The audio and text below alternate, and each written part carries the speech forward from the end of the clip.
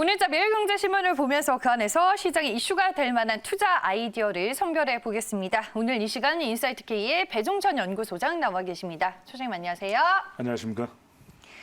네, 첫 번째 기사는 6월 16일 화요일 오늘자 매일경제신문 4면에 실린 기사로 보겠습니다.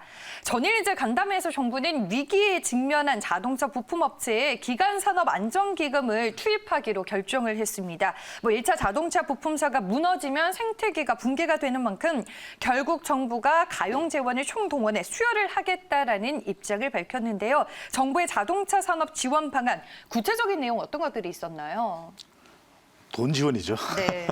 결과적으로 이제 이 돈맥 경화를 풀어내는 것이 가장 핵심인 것이고 자동차 업계 전반이 생태계가 붕괴되는 건 아닌가라는 염려를 할 정도로 지금 코로나19 국면에서 어려운 것이거든요. 네. 왜냐하면 지금 자동차를 생산하더라도 이것을 소비할 수가 없고 소비가 되더라도 이동을 활발하게 할 수가 없는 환경이기 때문에 이거 어려워도 너무 어렵구나라는 이야기가 나올 수밖에 없는데 특히 가장 힘들 수밖에 없는 것이 완성차 업계 또는 2, 3차 부품사보다도 1차 부품사거든요. 바로 이것을 자동차로 가져다가 쓰게 되는 이 1차 부품의 경우에는 완성차 쪽에도 영향을 주고 2차, 3차 협력 부품사에도 영향을 줄 수밖에 없는 것입니다. 그러다 보니까 정부에서도 이 기간 산업 안정기금 카드를 이제 빼들었는데 1조 정도 조금 더 넘을 거라고 그래요. 이걸 통해서 1차 부품사를 집중적으로 지원을 해줄 수 있을 것이다라고 이제 발표를 했는데 얼마만큼 도움이 될지 도움이 될 건 분명합니다. 그런데 기존에는 기간 산업 안정기금이 주로 이제 조선이나 해운 쪽에 초점이 맞춰져 있었고 또 항공까지도 우리가 아시아나항공을 이야기하면서도 이 용어를 썼었죠. 그런데 이제 그 외에도 특별 보정 또는 이 대출 지원, 또 회사채 발행 지원, 또 기업음 매입기구 활용 등 이렇게 뭔가 복잡하고 이해하기 쉽지 않지만 정부가 적극적으로 나서고 있습니다. 그래서 얼마만큼 도움이 될지 부품사가 버틸 수 있을지 봐야 되는데 완성차와 관련해서는 해외 법인입니다. 해외 공장에 대해서도 이 자금 지원을 검토하는 그런 지원책을 내놓고 있습니다.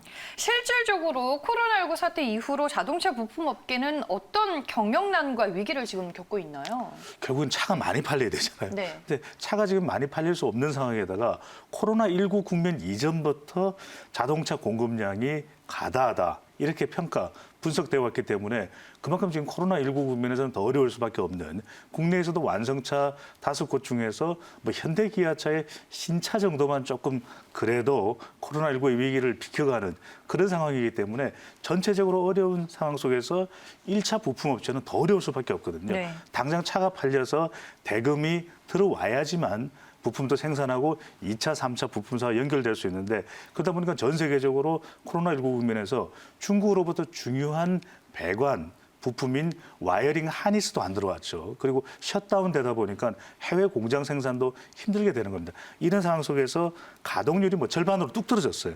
그러니까 이제 회사 전체적으로 어려울 수밖에 없는 상황이다 보니까 국내 2위 부품사인 만도부터 시작을 해서 2차, 3차 부품 협력사 모비스라고 해서 결코 아주 지금 좋은 상태는 아닙니다만 희망퇴직을 받기 시작하는데 문제는 이제는 생산하는 인력마저도 줄이는 생산 인력부터 또 인력도 이렇게 희망퇴직을 실시하는 상황까지 이르렀습니다. 네, 지금 자동차 부품사들뿐만 아니라 완성차 업체들도 상당히 어렵습니다. 코로나19로 인한 대외 경영 환경 악화의 불확실성 우려, 선제적인 유동성 확보 필요성 등을 고려해서 전일도 이제 현대차가 2020년 중간 배당을 미실시할 예정이다라는 공시까지 더해졌으니까 이제 자동차 산업 그리고 자동차 업계가 얼마나 힘든지 지금 실감이 되고 있는 상황이고요. 전일도 간담회에서 은성수 금융위원장이 기안기금을 활용한 쌍용차 지원과 관련해서는 좀 조심스러운 입장을 내비치더라고요. 정부 네. 입장에서는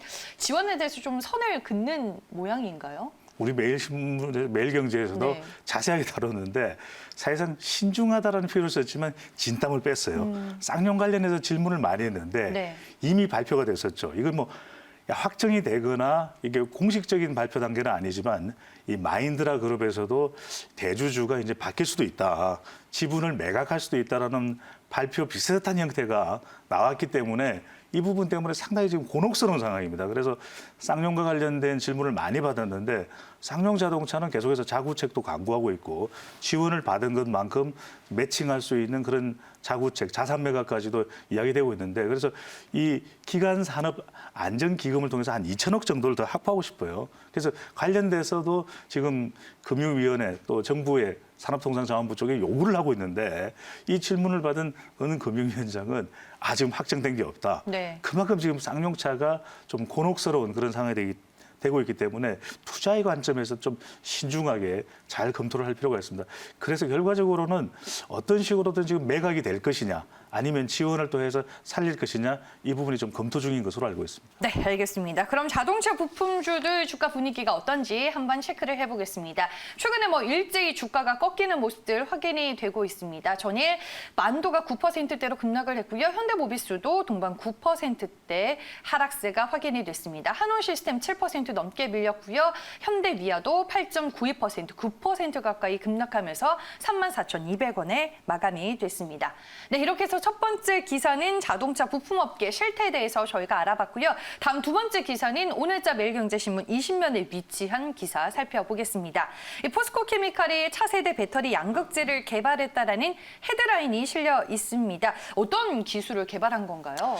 그 정말 신기술이죠. 네. 이제 코로나19 국면 이전에는 매일경제신문을 보실 때 5G, AI가 나오면 동그라미 치라는 말씀을 드렸는데 이제는 차세대 나오면 동그라미를 치실 필요가 있습니다.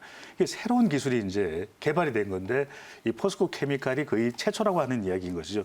그런 만큼 주목을 할 필요가 있습니다. 코로나19 이후에 포스트 코로나 때 이 자동차 배터리는 또 각광을 받을 수밖에 없는데 특히 네 가지가 핵심 기본 소재거든요. 양극재, 음극재, 그다음에 분리막, 전해질. 이 중에서 이제 한 40% 비중을 차지하고 있는 것이 양극재인데 이 새로운 기술이 이제는 발명이 된 것입니다. 포스코 케미칼에서 이제는 600km를 한 번만 충전하면 갈 수 있는 대용량, 고출력, 그리고 안정성도 있으면서 가격은 낮은 거죠. 네. 이게 뭐냐면 알루미늄을 니켈, 코발트, 망간이 기본 재료인데 여기에다가 첨가를 함으로써 이 기술이 드디어 이제 개발이 된 것입니다. 네, 전기차에서 가장 중요한 게 또 이 배터리 기술이 아닐까 싶은데 본격화될 전기차 대중화 시대 앞으로 어떻게 전망해 볼 수 있을까요? 그렇죠. 그동안에는 이제 니켈, 코발트, 망간 또는 니켈, 코발트, 알루미늄 각각 3개의 재료만 사용이 가능해서 이걸 용량을 늘리면서도 출력을 높이면서도 안정성 있게 가격은 또 낮출 수 없나. 이거 신기술입니다. 이걸 이제 만들어낸 것이 바로 포스코 케미칼의 차세대, 3세대 이제 자동차 배터리인데 여기에 알루미늄을 투입하면서 NCMA가 이제 만들어졌습니다. 이름으로써 이제는 600km를 충전할 수 있는 한 번에 600km를 운행할 수 있는 충전이 가능한 건데 이렇게 되면은 600km면 정말 내연기관 우리가 디젤이나 휘발유를 넣는 차하고 별 차이가 없는 거예요. 이렇게 되면 이제는 이 3세대 배터리를 통해서 내연기관 차량까지 경쟁하기 때문에 차세대는 전기차 배터리 그리고 포스코 케미칼이 생산하는 이 알루미늄이 첨가된 배터리다. 이런 이제 곽감과 주목을 받게 되는 상황입니다. 네, 알겠습니다. 포스코 케미칼의 주가 흐름 전일 살펴보겠습니다. 최근 수급을 먼저 보면은 기관의 매수세가 상당히 탄탄하고요. 지난 6월 11일에는 전고점을 넘어서기도 했습니다. 전일 시장의 급락을 이겨낼 수 없었습니다. 5.73% 하락해 6만 900원에 마감이 됐습니다. 네, 이렇게 해서 자동차 부품업계 실태 그리고 포스코 케미칼의 신기술에 대한 두 가지 기사 만나보셨습니다. 투자 아이디어 짜실 때 참고하시길 바라겠고요. 오늘 이 시간에는 인사이트K의 배종찬 연구소장과 함께했습니다. 고맙습니다. 감사합니다.